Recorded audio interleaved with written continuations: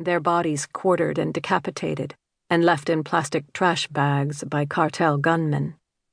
The Mexican army had patrolled the streets in armored personnel carriers, and people had called the city Little Baghdad. Lawson had been told his first week in Laredo that it would be their job to make sure the violence didn't spill across the river. But so far, he'd spent most of his time sitting in a gray-carpeted cubicle, studying an FBI policy manual the size of a phone book and writing up reports, which they called 1023s, for the FBI's intelligence analysts on any information he could gather about the escalating violence south of the Rio Grande. He missed working the streets as a deputy outside Nashville. As he stood at the edge of the river, 30 years old and with the new gold FBI badge clipped to his belt beneath his shirt, he wondered whether he'd made a mistake.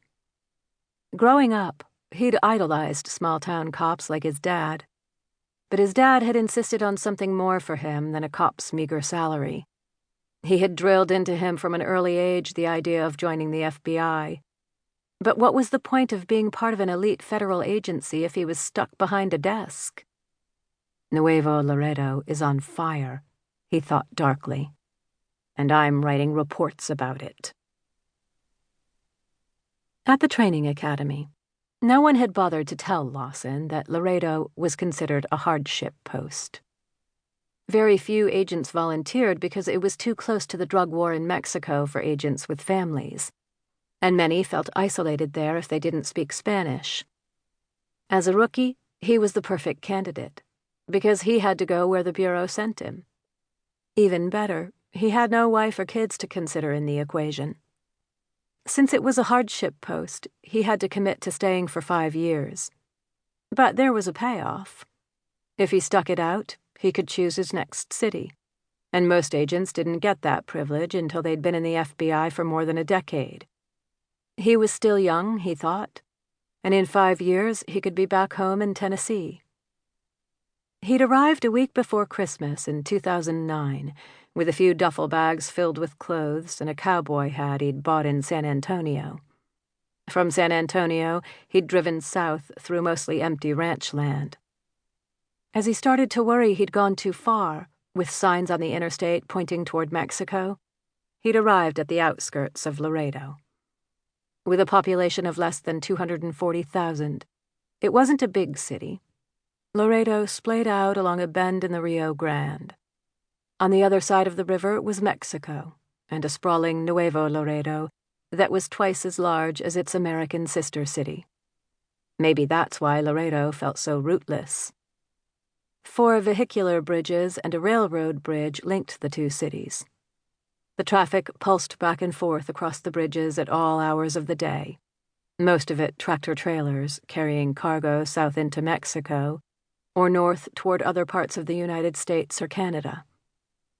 When he'd researched Laredo, he'd learned it was called America's Truck Stop, because it was the largest inland port in the country.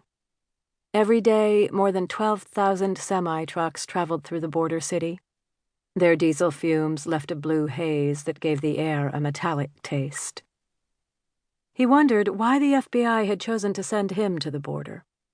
Maybe it was the 5 weeks of Spanish in Mexico, which he was now struggling to remember.